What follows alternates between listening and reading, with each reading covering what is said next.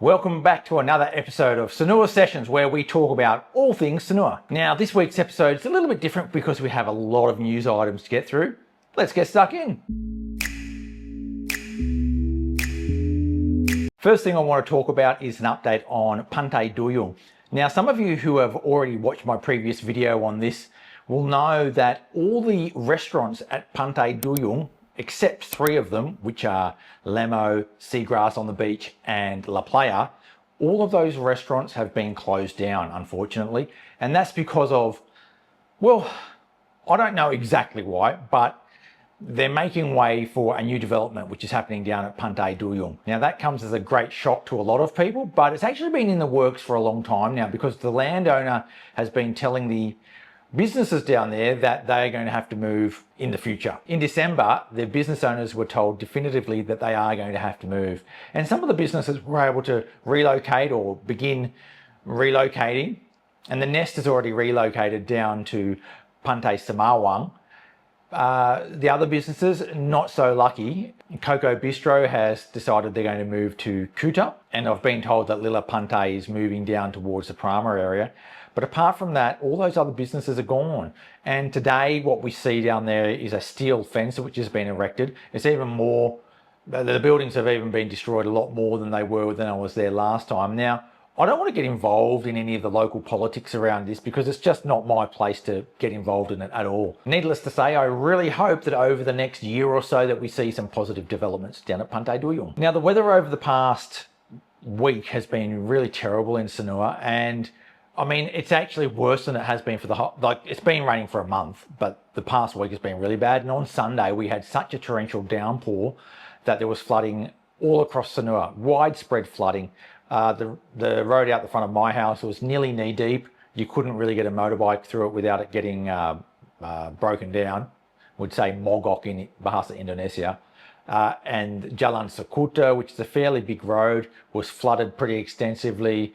Jalan Batu Sari was flooded pretty extensively. That's all west side. But even east side, which doesn't see as much flooding normally, except for Jalan Bumi Ayu, doesn't see so much flooding. It was flooded all around the place. Jalan Cemara, Jalan Suramala, Jalan Danau Tamblingan, all had floods, significant floods, 20 centimetres deep in parts.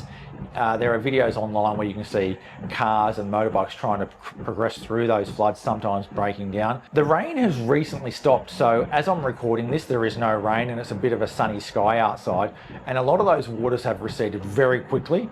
The government, to their credit, has brought in pumps to pump out some of the drains that were blocked, and I noticed that a few basements around town have been filled up with water and they're being pumped out.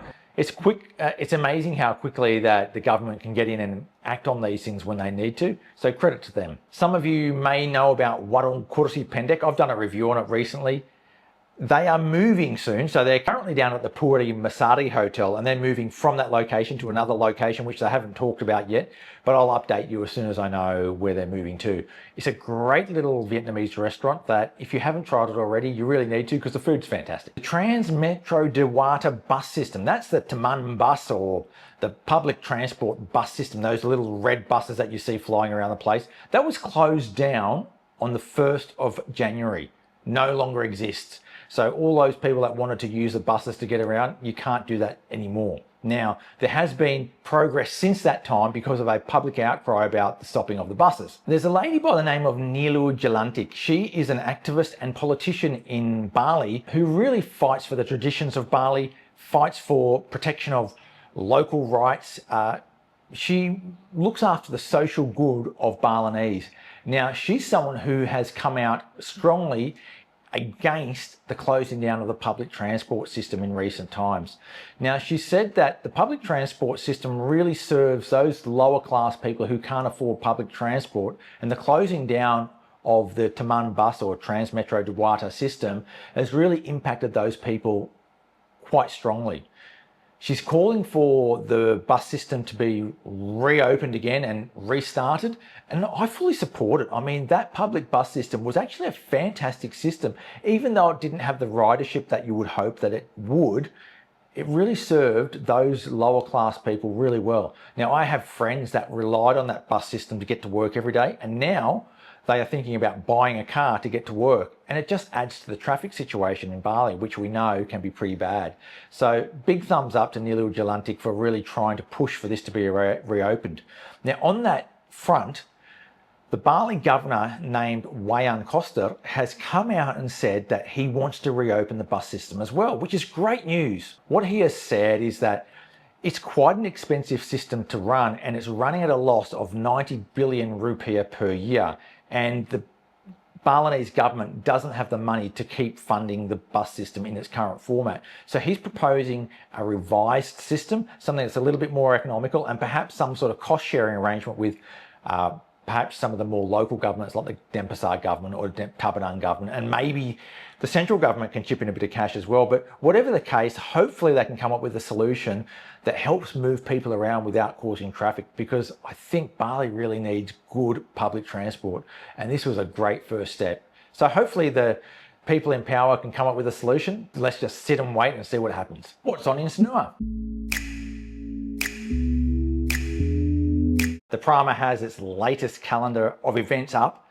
They come out every month with this calendar of events, and it's quite interesting because the Prama is such a big resort, so popular, and even if you're not staying there, you can head down to the Prama and perhaps tack onto some, or go and watch some of these events like the Barong dance or Kechak dance or one of those things. It's pretty cool. As far as other events in Sanur goes, I'm not getting a lot of information on new things happening in Sanur, but if you do catch wind of something that you'd like me to mention, drop me a line and I'll mention it. Let's talk about the weather.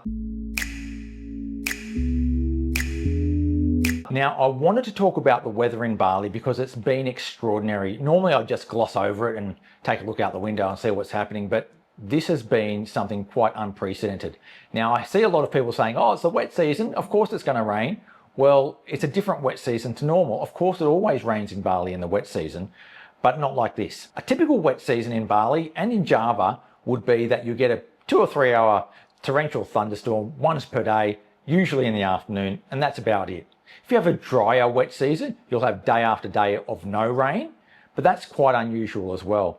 A normal wet season, you know, a couple of hours of rain most days, occasional flooding, a little bit of flooding, but not much because it can really rain hard. But this season's been a little bit different in that it's rained almost every day, non-stop, almost non-stop, through the night, in the mornings, for over a month now.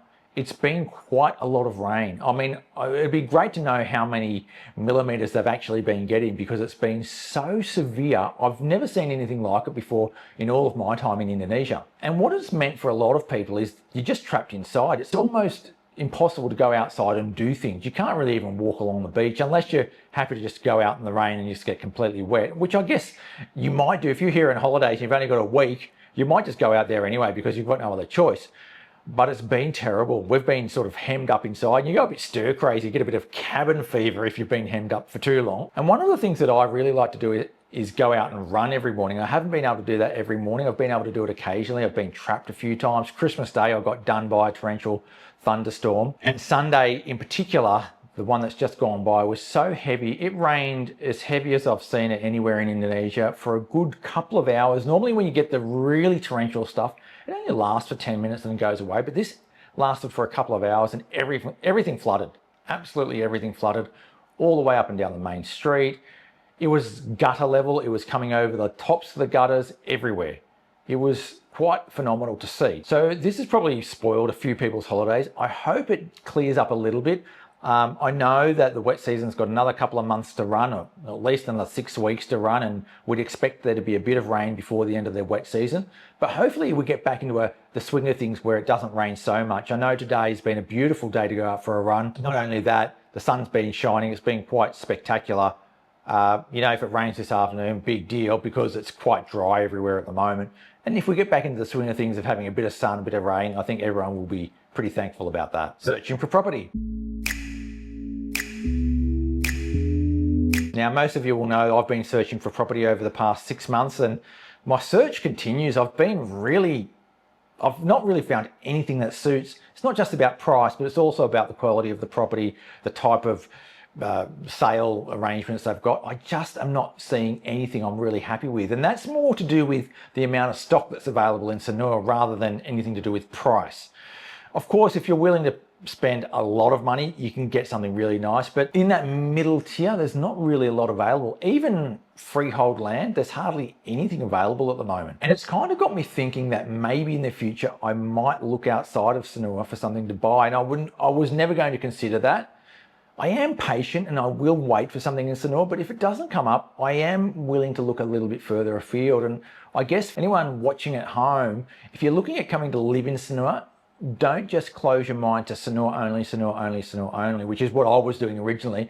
Maybe it's time to look further afield to some places that are still within close distance, but maybe a little bit further out because there might be more options available, not just based on price, but also based on availability.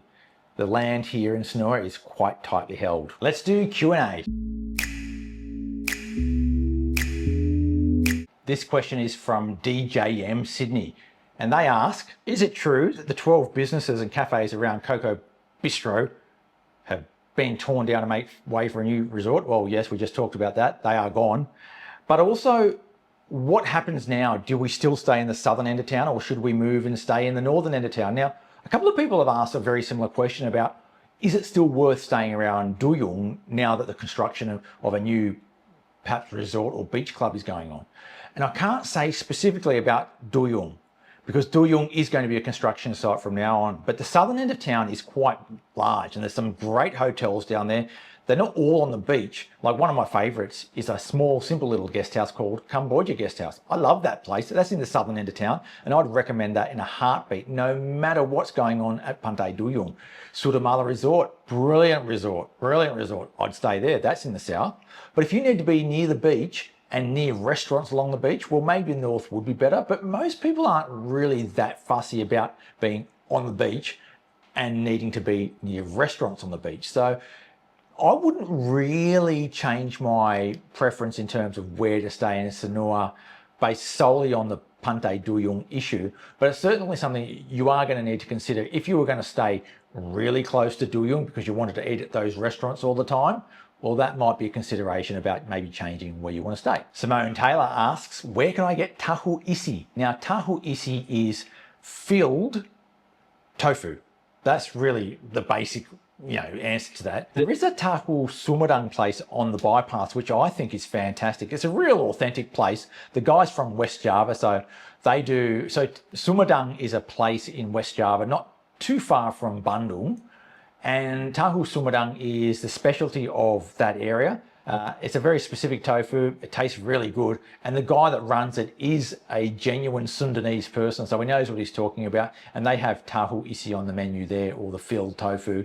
Something that you probably should consider if you're interested in fried tofu or lots of different types of tofu. Try the tahu sumedang place. It's really good for something a little bit more regional and very specific on the tofu. And that sort of brings me to the other issue about food across Indonesia is it is quite regional. You can go to any city in Indonesia and they will have their own special dishes from that city. It's not really like Australia. You go to Melbourne, what are they going to have? Meat pies. You go to Sydney, they're going to have meat pies. It's not really like that. Well, you go to Melbourne, they got potato cakes. You go to Sydney, they got scallops. Like, it's not like that. They really have completely different dishes that are what they would say khas for that place, really specialty of the region. So if you go to Medan, I mean, the food there is unbelievable, totally different to what you'll get in Bandung, totally different to Jakarta. If you go to somewhere like Yogyakarta, totally different food again. And there's different specialties in each area. For example, if you go to the city of Padang, you get Masakan Padang. And those restaurants are located all across Indonesia, but it's actually the specialty of that city. So that question about tahu isi really reflects on how specific some of the food is around Indonesia. And if you really want to get deep into the food of Indonesia, you really should start traveling around to all the different cities and trying out the local specialties because they're fantastic. Thanks again for watching this Sanur Sessions. It's been a little bit shorter than normal because of the news that I've had to sort of relay to you guys. Thanks for watching. Make sure you hit that subscribe button to keep up to date with all things Sanur. I'll catch you next time.